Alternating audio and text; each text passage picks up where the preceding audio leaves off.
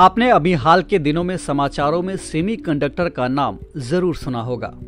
Computer, laptop, car, washing machine, ATM और अस्पतालों की मशीन से लेकर हाथ में मौजूद स्मार्टफोन तक ये सभी सेमीकंडक्टर की मदद से ही काम करते हैं। जैसे हम इंसानों में हमारा खुद का दिमाग होता है, उसी तरह सेमीकंडक्टर को इन मशीनों का दिमाग कहा जा सकता है।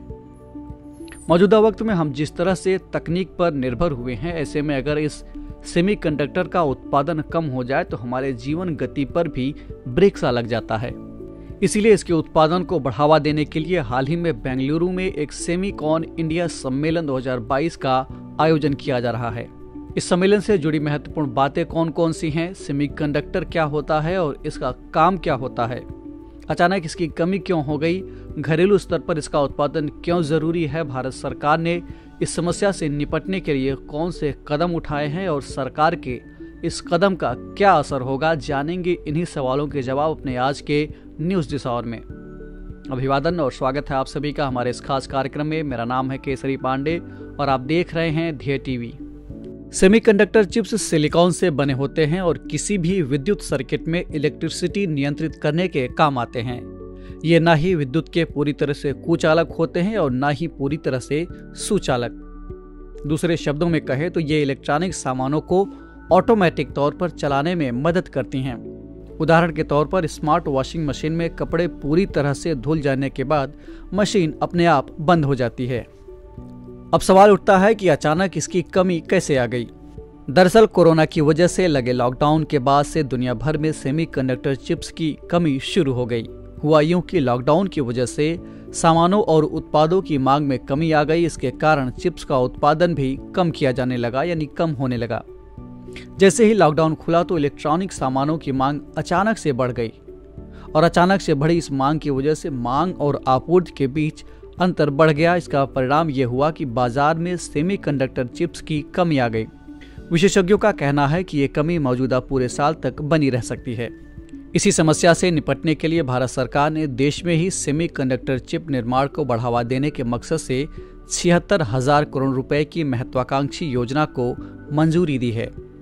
इस योजना के तहत अगले 6 साल में देश में सेमीकंडक्टर चिप निर्माण के लिए एक वातावरण तैयार किया जा रहा है।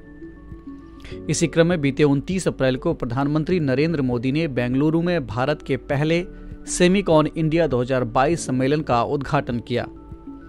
इस सम्मेलन का आयोजन इलेक्ट्रॉनिक्स एवं सूचना प्रौद्योगिकी मंत्रालय द्वारा 29 अप्रैल से 1 मई तक ITC गार्डेनिया बेंगलुरु में किया जा रहा है।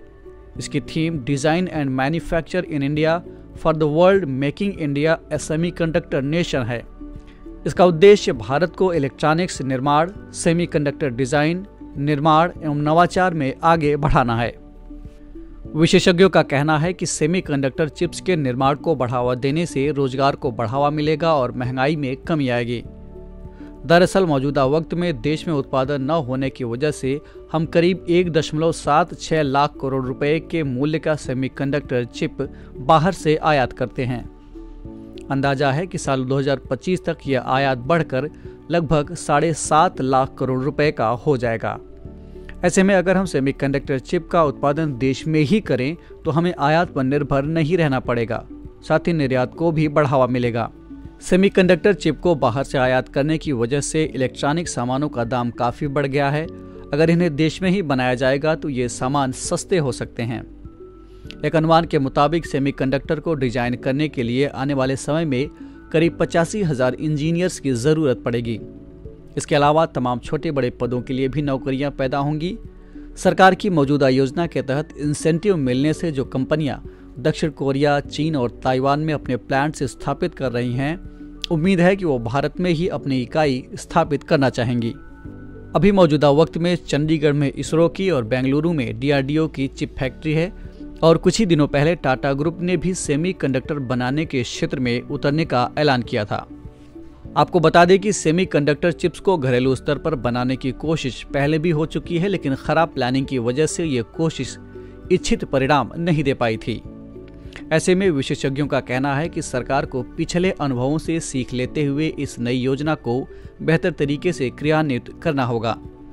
इस एपिसोड में इतना ही और अब बारी है आज के सवाल की। आपको कमेंट करके बताना है कि अंतर्राष्ट्रीय स्तर पर इन चिप्स के उत्पादन का हब कहाँ है। हम फिर मिलेंगे एक नए कार्यक्रम के साथ। तब तक के लिए पढ़ते रहिए और बढ़ते रहिए। नमस्कार।